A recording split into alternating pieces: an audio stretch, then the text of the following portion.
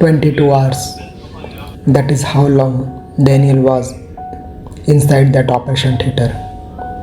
No update, no news, just a door that would not open. His sister sat outside, tears running down her face, phone ringing constantly.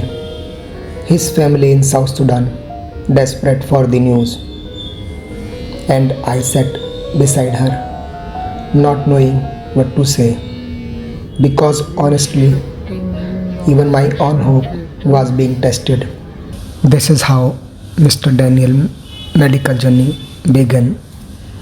My name is Vikram Kashyap and I work as a healthcare facilitator at Satyug Healthcare, a medical tourism company based in India. Every day we connect patients from across the world with our Indian doctors and hospitals in India. But some cases stay with you forever. Mr. Daniel's story is one of them. Daniel Wanisaka, a 30-year-old young man from South Sudan, full of life, full of dream. But for months, his world had been slowly shrinking. He had been diagnosed with a large interventricular brain tumor. The tumor had stolen so much from him. His ability to walk steadily, his balance, his strength, his weight. Most of his days were spent on a wheelchair. At this 30-year-old man, a man who should have been living his best years, was fighting to simply exist. One of our former patients from South Sudan connected us with Daniel's sister Lina. We discussed Mr. Daniel's medical report with top neurosurgeon in India. We share every opinion with Lina honestly and clearly, and we advise her that whenever they arrive in India, we will not rush. We will consult Daniel's case with 2 to 3 doctors before making any decision. They agree with us. The day they arrive at airport, I went there to receive them personally. It was 4 a.m. in the morning. When the arrival door opened, I saw Daniel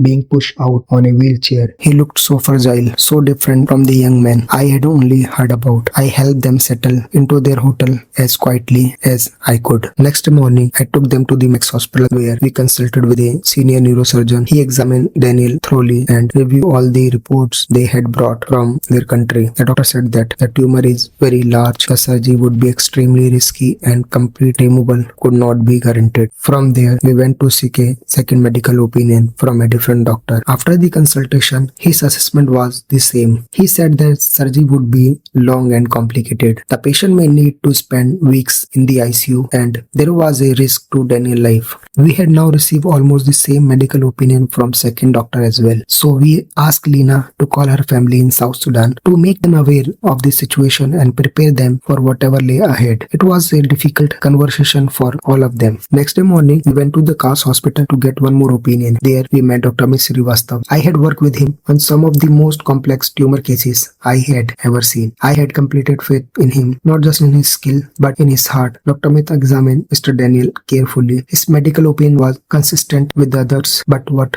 set him apart was his quiet confidence, his genuine commitment to doing everything possible for his patient. He decided to go with Dr. Amit Srivastava for Daniel's surgery.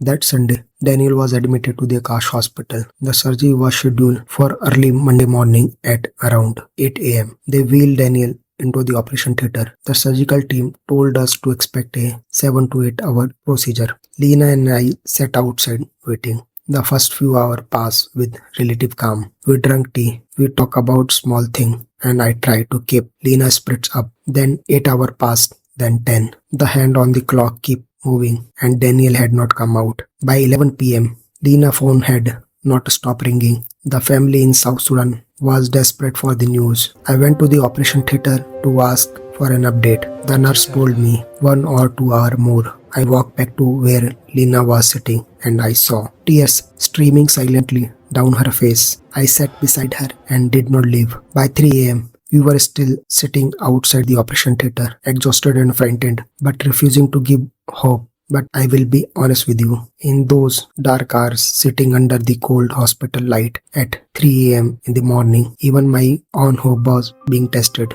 Then at 6 a.m. after almost 22 hours, the operation door opened. Dr. Amit Srivastava walked out and removed his mask and looked at us. He said the surgery went very well. We have removed the tumor completely, but next 3 to 4 days will be critical.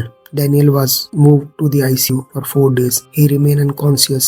Every day Lina sat beside him and tried to talk to him but did not get any response. On the 4th, Daniel opened his eyes. It is difficult to describe what that moment felt like. Daniel spent 2 weeks in the hospital before being discharged in a stable condition. Then began the quiet, patient work of recovery. Lina was with him every single step of the way, helping him with his exercise, monitoring his diet, encouraging him on the day when the process felt too slow. Dr. Amit Srivastava followed his recovery closely, checking him regularly and adjusting his care with great attention. What truly moved me was Daniel himself. Every day I visited him, I found him doing exercise, pushing through the discomfort, determined to get his life back. That kind of courage is not something you teach. It comes from within. Today, Daniel is flying back to South Sudan. He is walking his own. He does not need a wheelchair. He does not need assistance. He is going home. I cannot find the word to express what I felt watching him live like this. This is why we do